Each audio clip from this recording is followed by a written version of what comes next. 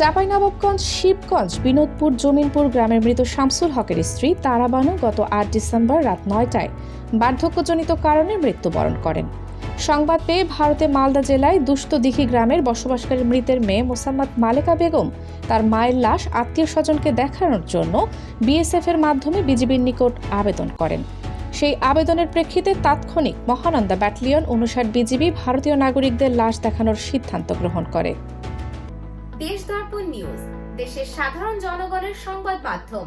আপনার সংবাদ এবং বিজ্ঞাপন প্রচারের জন্য যোগাযোগ করুন স্ক্রিনে দেখানো হোয়াটসঅ্যাপ নম্বরে। এরই ধারাবাহিকতায় ৯ ডিসেম্বর মঙ্গলবার সকাল ৮:৩০টায় শিবগঞ্জ সীমান্তের কিরণগঞ্জ বিউপির দায়িত্বপূর্ণ এলাকার সীমান্ত পিলার ১৭৯/৩ এস এর নিকট শূন্য লাইনে বিজিবি বিএসএফ এর উপস্থিতিতে মৃতের লাশ দেখানো হয়েছে। শেষবারের মতো মৃত মায়ের লাশ দেখে ভারতীয় আত্মীয়রা বিজিবি তথা বাংলাদেশের প্রতি কৃতজ্ঞতা প্রকাশ করেন। এ ব্যাপারে মহানন্দা ব্যাটালিয়ন ৫৯ বিজিবি এর অধিনায়ক লেফটেন্যান্ট কর্নেল গোলাম কিবরিয়া বিজিবিএম বিজিওএম বিষয়টির সত্যতা নিশ্চিত করেছেন। তিনি বলেন, বিজিবি যে কোনো মানবিক কাজে সহানুভূতিশীল।